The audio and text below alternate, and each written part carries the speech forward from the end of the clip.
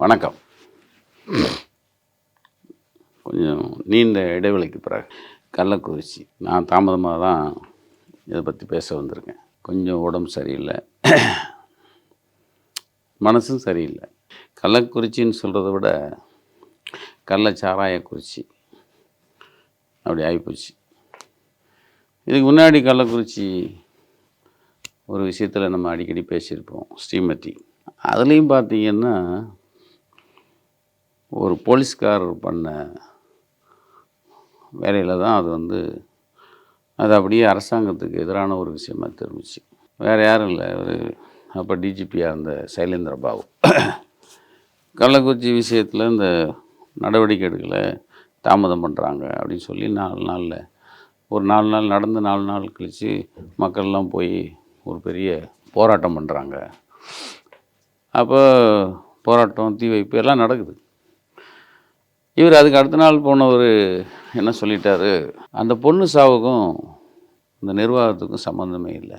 அப்படி எதையும் புலனாய்வு பண்ணல, எந்த இன்வெஸ்டிகேஷன் கிடையாது, எதையும் தீர விசாரிக்காமல் ஒருத்தர் பொத்தாம்பொதுவாக போன உடனே அந்த பள்ளிக்கூடத்துக்கும் பள்ளிக்கூட நிர்வாகத்துக்கும் அதுக்கு சம்மந்தம் இல்லைன்னு தீயை பொருத்தி போட்டு வந்துட்டார்.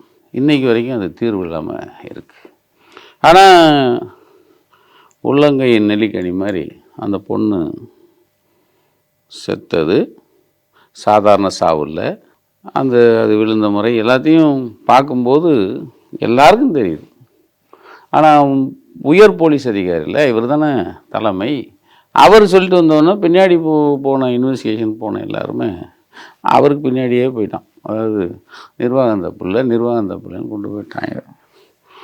எதுக்கு சொல்ல வரேன்னா, இந்த அதிகாரிகள் கவனமின்மை இல்லாமல் இருந்தால் எப்படி, அதுக்கு தான் அதே கள்ளக்குறிச்சி இப்போ கள்ளச்சாராயக்குறிச்சி ஆச்சு. அதே மாதிரி தான் இந்த போலீஸும் கலெக்டரும் இந்த கள்ளச்சாராயக்குறிச்சியில் ஜூன் 18 ஒரு 2 பேர் அந்த கண்ணுக்குட்டி கோவிந்தராஜ் வீட்டுக்கு போகிறான். அவன் தான் சாராய சாம்ராஜ்யம் நடத்துகிறவன். இது என்ன கொடுமைன்னா, ஒரு பக்கம் போலீஸ் ஸ்டேஷனு, இன்னொரு பக்கம் நீதிமன்றம், இன்னொரு பக்கம் தாலுகா ஆஃபீஸ். இதுக்கு அப்படியே அந்த செவர் ஒரு ஒற்றை செவர் தான், அதுக்கு பின்னாடியே கண்ணுக்குட்டி கோவிந்தராஜ். இது எப்படி தெரியாமல் இருந்திருக்கும்? கொடி கட்டி பறந்துருக்காங்க. ஜூன் 18ஆம் தேதி இரவு சுரேஷ்னு ஒரு பையனும் அவன் மச்சான் பிரேமுங்கிற 2 பேரும் இந்த கண்ணுக்குட்டி கோவிந்தராஜ் வீட்டுக்கு போயிருக்கானு. இதெல்லாம் எல்லோரும் கதையை சொல்லியிருப்பாங்க, நடந்ததை சொல்லியிருப்பாங்க. நான் சில விஷயத்தை நம்ம கோடு போட்டு காமிக்கணும் இல்லையா? இவங்க 2 பேரும் போகிறான், சாராயம் வாங்குகிறான், 200 ரூபாய்க்கு குடிக்கிறான். காலையில் 6 மணி 6:10க்கெலாம் ஆஸ்பத்திரியில் போனால் செத்துறான். இந்த அதிகாரிகள் எங்கே வராங்கன்ட்டா, செத்ததும் தகவல் போகுது பரபரப்பாக. சம்மந்தப்பட்ட டாக்டர் சொல்லிடுறாங்க, கள்ளச்சாராயம் நைட்டு குடிச்சிருக்காங்க, அதனால தான் செத்தாச்சுன்னு சொல்லியாச்சு. என்ன அழுத்தமோ தெரில, அது அரசியலில் இருக்கிற முக்கியமான ஒரு அழுத்தமா இல்லை வேறு எங்கேருந்து அழுத்தம் வந்ததுன்னு தெரில. கலெக்டர் என்ன பண்ணிடுறாரு, இல்லை கலெக்டருக்கே சுயவரிவாக சொன்னாரா? சரவண்குமார்னு ஒரு கலெக்டர், எஸ்பி சமய் சிங் மீனா, 2 பேரும் ஒரே மாதிரி சாராயத்தினால சாவு இல்லை வேறு. ஆனால் எல்லாருமே நக்கீர் முதற்கொண்டு எல்லாருமே அது கள்ளச்சாராயத்தினால செத்ததுன்னு எல்லாருமே செய்தி பண்ணியாச்சு. ஆனால் அவங்க கள்ளச்சாராயத்தினால சாவு இல்லை அப்படின்னு சொல்லி பண்ணுறேன். இது நான் சொன்னது அந்த எப்படி ஸ்ரீமதியில் டிஜிபி அப்போ இருந்த டிஜிபி சொன்ன மாதிரி அதிகாரிகள் ஆராயாமல், எந்த அழுத்தமும் ஆராயலை, மனசாட்சிக்கு ஒரு கட்டுப்பட்டு எந்த ஒரு வேலையும் செய்வாங்கலாம், அதெல்லாம் அடவு வச்சாச்சு, ரொம்ப நாள் ஆச்சு. எந்த அழுத்தமும் தெரில. இவங்க போகிற போக்கில் இவங்க கொளுத்தி விட்டு போயிட்டாங்க. இந்த 2 பேர் சாவுக்கு போன பரதேசிங்க. ஏன்னா கள்ளச்சாராயத்தில் செத்தாங்கன்னு சொல்லியிருந்தா ஒருவேளை தண்டரா போட்டிருந்தா ஏதோ ஒன்று ஏதாவது உயிருங்கிறது எல்லாருக்கும் ரொம்ப சாதாரணமாகி போச்சு. இப்போ இன்றைக்கி இந்த நேரத்தில் நான் பேசிகிட்டு இருக்கேன். இப்போ 69 தொற்றுச்சுன்னு சொன்னாங்க. 69 காலி. வருத்தம், இது வருத்தப்பட்டு சாதாரணமாக சொல்ல முடியாது. இது ஒரு இந்த ஆட்சிக்கு தலைகுனிவு தான். அது வந்து அதை ஒத்துக்கணும். இல்லை நாங்கள் கீழே விழுந்தாலும் மீசையில் மண் ஓட்டல அப்படின்லாம் சொல்ல முடியாது. ஏன்னா துப்பாக்கி சூடு தூத்துக்குடியில் நடக்கும்போது நான் டிவியில் பார்த்தா தெரிஞ்சுக்கிட்டேன்னு சொல்கிற முதலமைச்சரில் இப்போ மகாமகத்தில் இவ்வளோ பெரிய சாவு 100 பேருக்கு மேலே செத்தாங்க. அவங்க வாய் தரங்களை கூட இருந்தவங்களெல்லாம் அது திருஷ்டி கலைஞ்சிருச்சுன்னு சொன்னாங்க. அப்படிலாம் சொல்லாமல் ஒரு சின்ன ஆறுதல், இல்லை நான் பொறுப்பெடுத்துக்கிறேன் அப்படின்னு ஒரு முதல்வர் ஏற்றுக்கிட்டது அது கொஞ்சம் ஒரு ஆறுதலான விஷயம். நான் அதுக்காக நான் வக்காலத்து வாங்க வரல. அதை மாத்திரம் நீங்கள் வக்காலத்து வாங்கலை. என்ன அப்படின்னா ஒரு வருஷம் முன்னாடி தான் மரக்காணத்தில் நடந்தது. இரும்பு கரம் கொண்டு அடக்குவோம்னு சொன்ன அதே முதல்வர் தான். அவர் தான் இப்போ பொறுப்பெடுத்துக்கிறேன்னாரு. அந்த முதல்வர் சொல்லிட்டு வந்தோன்னே அந்த அதிகாரிகள் கையில் தானே இருக்குது. நான் அதான் சொன்னேன், அந்த ஸ்ரீமதிக்கும் இதுக்கும் நான் கம்பேர் பண்ணது அதுதான். இப்போ இறந்தவங்க எல்லா குடும்பத்துக்கும் 10 லட்ச ரூபா. ஏன்னா மரக்காணத்தில் அப்படி தான் அனௌன்ஸ் பண்ணாங்க, சேலத்துலேயும் அப்படி தான் பண்ணாங்க. சேலத்தில் ஒரு வரும்போது அப்படி தான் இருந்தது. 10 லட்ச ரூபா அனௌன்ஸ் பண்ணதையும் இப்போ அது எல்லோரும் அது கிண்டி கிளங்கெடுக்கிறாங்கன்னு வச்சுங்க. 10 லட்ச ரூபா ஒருத்தர் சொல்கிறாரு, எழுத்தாளருக்கே 10 லட்ச ரூபா இல்லை, அதுக்கு இல்லை இதுக்கு இல்லைன்னு. இது 10 லட்ச ரூபா செத்து போனவனுக்கு கொடுக்கல, செத்து போனவன் குடும்பத்துக்கு கொடுக்குது. ஏன்னா இந்த கள்ளச்சாராயம் காய்ச்சின ஐயக்கியத்தனத்தை கண்டுக்காமல் இருந்த அரசாங்கம் நாங்கள் தான் பொறுப்பு. அதை நாங்கள் அந்த பொறுப்பு ஏற்றுக்கிட்டதுனால செத்து போனவங்க வீட்டுக்கு அவங்களுக்கு 10 லட்ச ரூபா கொடுக்குறாங்க. இதுதான் இது. நான் அதை இப்பயும் சொல்கிறேன், வக்காலத்துக்காக சொல்ல. ஓமுட்டு காசு எடுத்தரல, அரசாங்கத்துக்கு காசு எடுத்து தராங்க. சரி, அவன் தான் உயிர் இழந்துட்டான், வீட்டுக்கு கொடுக்குறாங்க. கொஞ்சம் அதிகம்தான், எனக்கும் அது அதிகமாக படுது. இருந்தாலும் மரக்காணத்தில் இறந்தவங்களுக்கு இதை தானே கொடுத்துருக்காங்க. அப்போ ஒரு பேரும் 10 லட்ச ரூபா கொடுத்ததுக்கு இப்போலாம் வாய்க்கில்லையில். ஆனால் இப்போ அதை இவங்க கேட்டுக்கணும். ஏன்னா வேறு வழி இல்லையே. இப்போ திட்டுற இடத்துல அவனெல்லாம் இருக்கான், கேட்குற இடத்துல இவங்க இருக்காங்க. தலைகுனியை தானே செய்யணும். இப்படி ஒரு அதிகாரிகளை இப்போ இதுக்கு முக்கியமான பொறுப்பில் இருக்கிறவர் மதுவிலக்கு துறைக்கு இவர் தான் வந்து மகேஷ்குமார் அகர்வால் தான் பொறுப்பு, ஏடிஜிபி. அவர் என்னன்னா அவர் அதுக்குள்ளே போகணும். ஏன்னா அவருடைய பிரதர் ஒருத்தர் வந்து ஏதோ பிஜேபியில் இருக்காராம். நான் அதுக்குள்ளே போகல, ஏன்னா இதை டைவெர்ட் பண்ண விரும்பலை. தப்பு இந்த தப்பை கண்டிக்க வேண்டிய இடத்துல எல்லாருமே இருக்கும். அந்த மகேஷ்குமாருங்கிற அதிகாரி அவர் தான் ஏடிஜிபியில். அவர் எப்படி தப்பிக்கிறார் பாருங்க. நான் நிரபராதி, நான் ஏற்கனவே இது பற்றி சொல்லிவிட்டேன். கீழே இருக்கக்கூடிய அதிகாரிகள் நடவடிக்கை எடுக்கவில்லை. கீழே உள்ள மதுவிலக்கு அதிகாரிகள் மட்டுமல்ல, கள்ளக்குறிச்சி எஸ்பியாக இருப்பவருக்கும் நான் தகவல் கொடுத்து விட்டேன். எனது மதுவிலக்கு துறையில் இருக்கக்கூடிய கள்ளச்சாராய வியாபாரிகளை கண்காணிக்கும் உளவு பிரிவு இது குறித்த தகவலை கொடுத்துள்ளது அப்படின்னு சொல்லிட்டு அவர் அப்படியே எஸ்கேப். இவர் தான் அதிகாரி, இவர் தான் பொறுப்பு. மையப்பகுதி கள்ளக்குறிச்சி மையப்பகுதி, இந்த பக்கம் காவல்துறை காவல் நிலையம், இந்த பக்கம் நீதிமன்றம், அந்த பக்கம் வட்டாட்சியர் அலுவலகம், அதுக்கு பின்னாடி இருக்கிற சாராய வியாபாரி கண்ணுக்குட்டி கோவிந்தராஜ். இது எங்களுக்கு தெரியாது சாரி அப்படின்னா நம்ம காதில் பூ வச்சுக்கிட்டு கேட்டுக்கிட்டு இருக்க வேண்டியதான். என்ன இப்போ மாட்டிக்கிட்டது யாருன்னா சிஎம் தான். அது உண்மையிலே நமக்கு 40 தொகுதிக்கு ஜெயிச்சு, நான் அது வந்து நான் சிஎம்மை பார்க்கல. ஆனால் அந்த மொத்த பெருமையும் அவரை தான் சார். அவரும் இந்த திட்டங்களும் அதுக்காக வந்த அந்த பலன் தான், அவர் கொண்டு வந்த திட்டங்களுக்கு வந்த பலன் தான். ஆனால் அதை கொண்டாடுற போகிற நேரத்தில் சேரவாரி இறைச்ச மாதிரி இந்த கள்ளக்குறிச்சி கள்ளச்சாராயம் வந்து அப்படியே மூஞ்சியில் தெரிச்சிருச்சு. இது எந்த காரணத்தை கொண்டும் நியாயப்படுத்த முடியாது. இப்போ இதுக்கு பிறகு இன்னைக்கு தீர்மானம் கொண்டு வந்திருக்காங்களா, நடந்த 2வது நாள் தமிழ்நாடு முழுவதும் காவல்துறை நடத்திய சாராய ரெய்டில் 1000 சாராய விற்பனையாளர்கள் கைது. எப்படி? பல்லாயிரம் லிட்டர் சாராயத்தை பறிமுதல் செய்ததாக செய்தி. 2 நாளில் 1000 பேரை கைது செய்ய முடிந்த போலீஸு ஏன் இவ்வளோ நாளாக கைது செய்யலை கேட்பான்ல, இந்த கேள்வியை கேட்பானா இல்லையா? என்ன அப்போது சாராயம் விற்கிறவன் தெரியுது, சாராயம் காய்ச்சல் இடம் தெரியுது, எவன் விற்கிறான் எவன் வாங்குறான். 2 நாளில் சார் 1000 பேரை தமிழ்நாடு பூரா அரெஸ்ட் பண்ணியிருக்காங்க.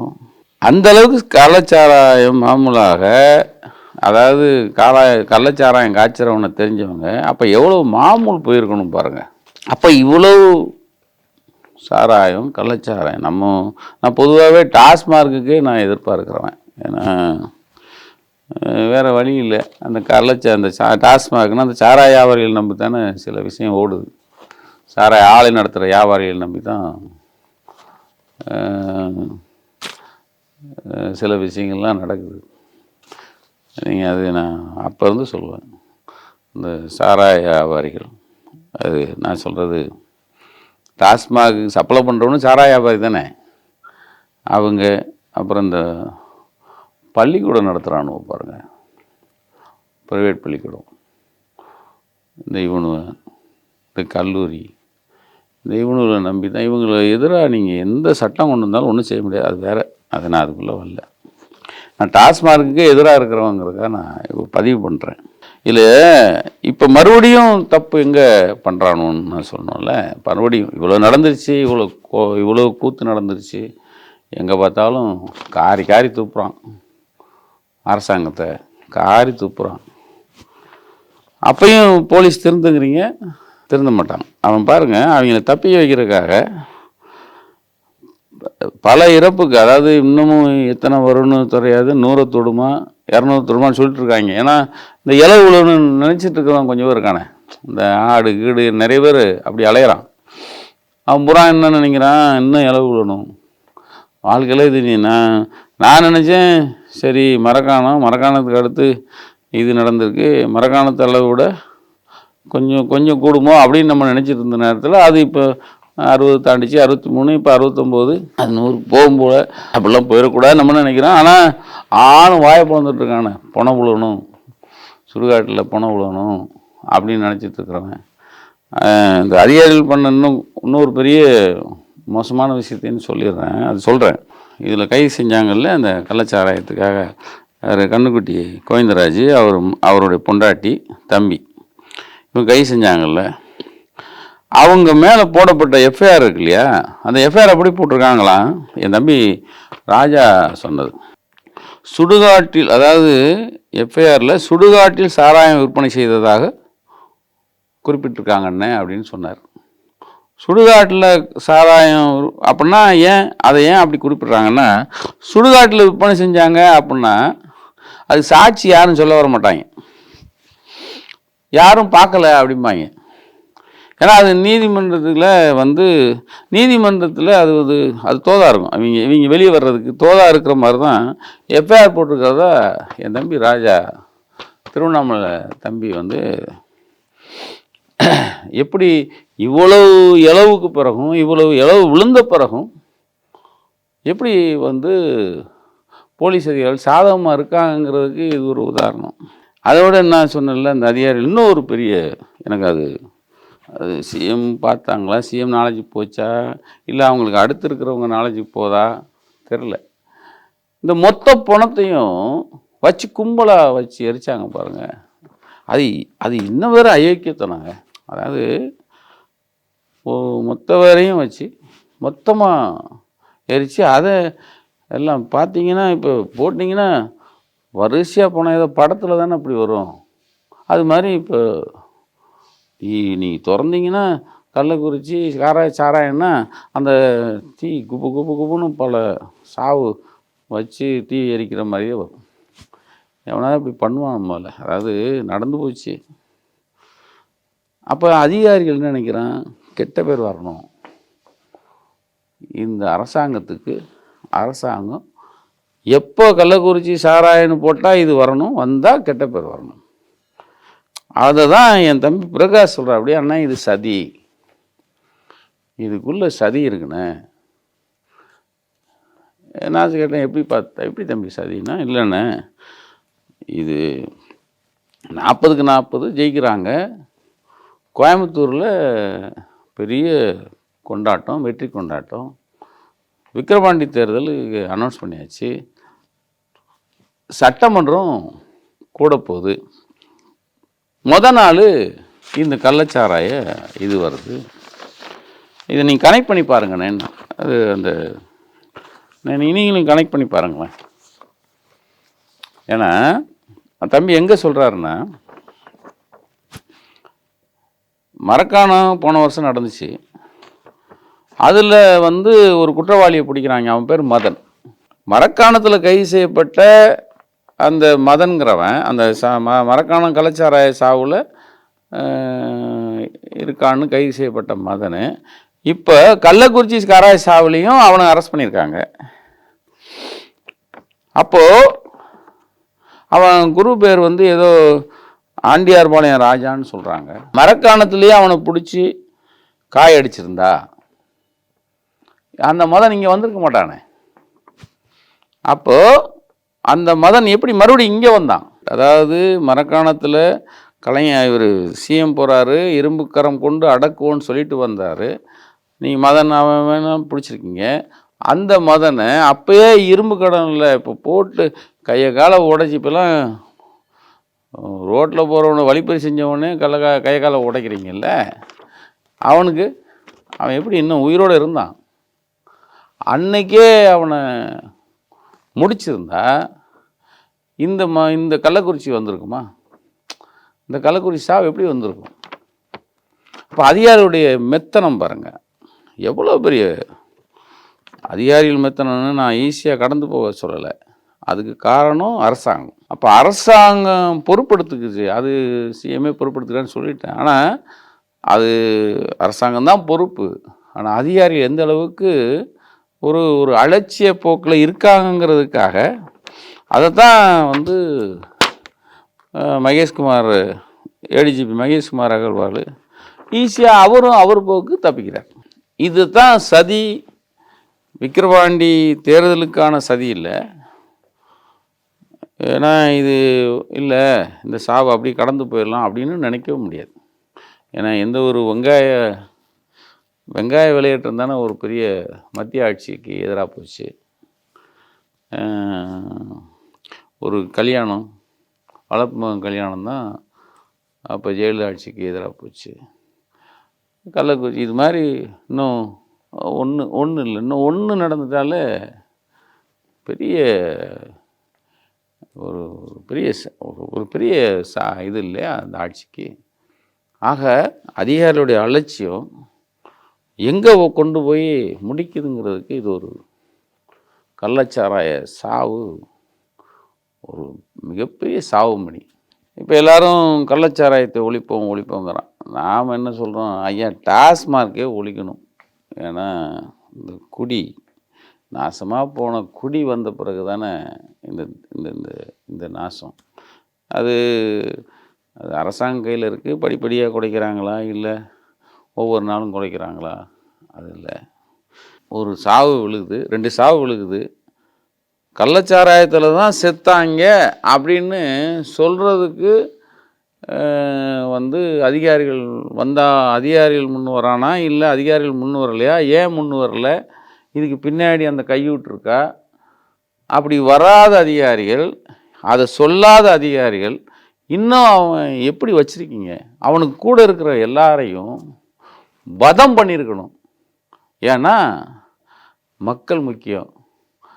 இப்போது இந்த சாவுகளுடைய எண்ணிக்கை வர வர வர மக்களுக்கு ஒரு பயம் உண்டாது பாருங்கள்.